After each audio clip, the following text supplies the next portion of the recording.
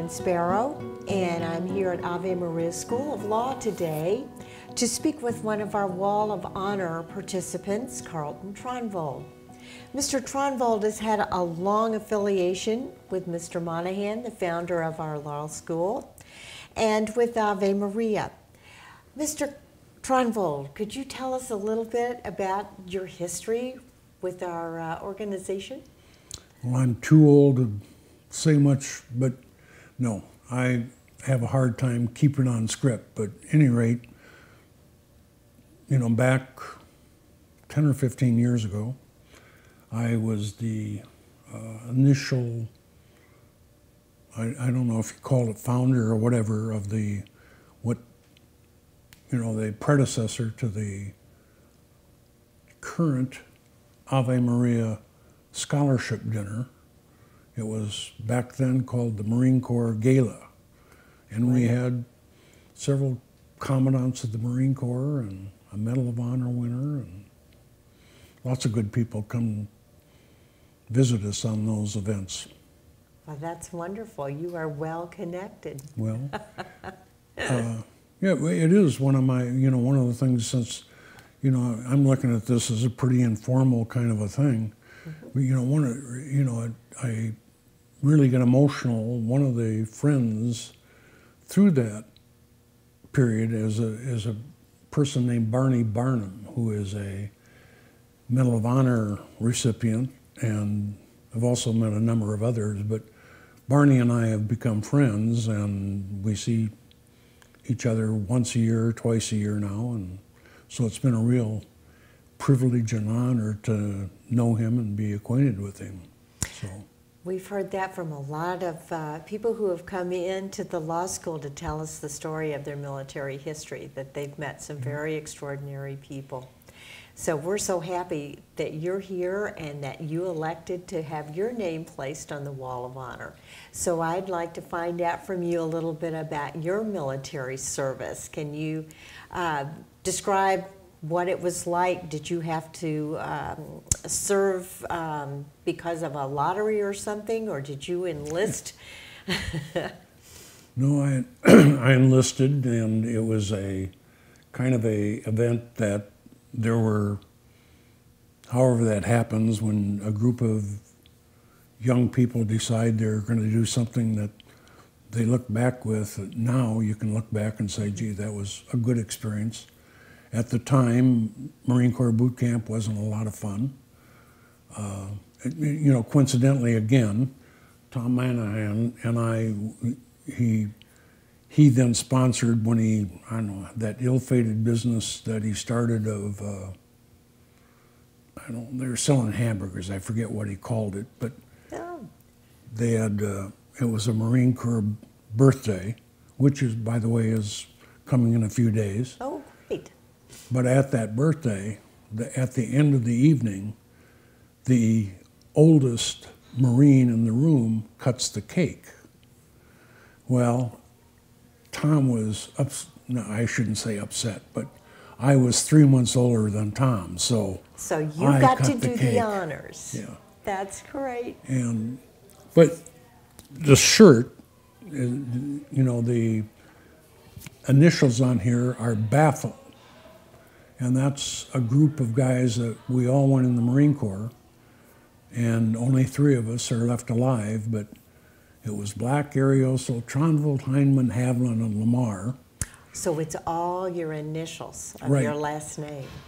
And now all that's left is F, Arioso, Tronvold, and Heinemann. So, but it was a lot of fun. 70 years later, it's still nice to think about the experience. Absolutely. Can you tell us a little bit about your service, where you were stationed?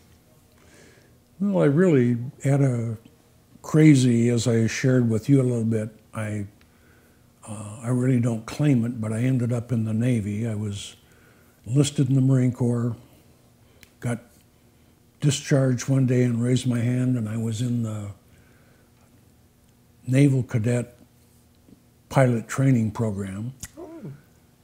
And then I ended up finishing my service in the Navy, and so that was And where did I serve? Really, I was between the Korean War and the Vietnam War, so fortunately, at least I think, in hindsight, you know, I didn't end up participating in either one of those. I guess the one was a fiasco, and probably all wars are, I guess, are fiascos, but at any rate, I missed all that part of being in the military, so. I see. Well, can you tell me maybe one thing that you take away from that whole experience when you serve in the military, besides your great friendships with this particular group of friends you had? Well, I think, you know, part of the reason I think I am affiliated or prejudiced or whatever with Ave Maria is, you know, the association was because of the conservative nature of the school and the value system that I feel that both schools have, and I think the Marine Corps had that same value system. That, you know, there was I don't understand today's value system. It doesn't seem like there is a value system today that, at least that I recognize, and so it's, I guess the older I get, the more I think, what are we doing? But that's just me. Well, we want to thank you so much for your participation in our Wall of Honor project.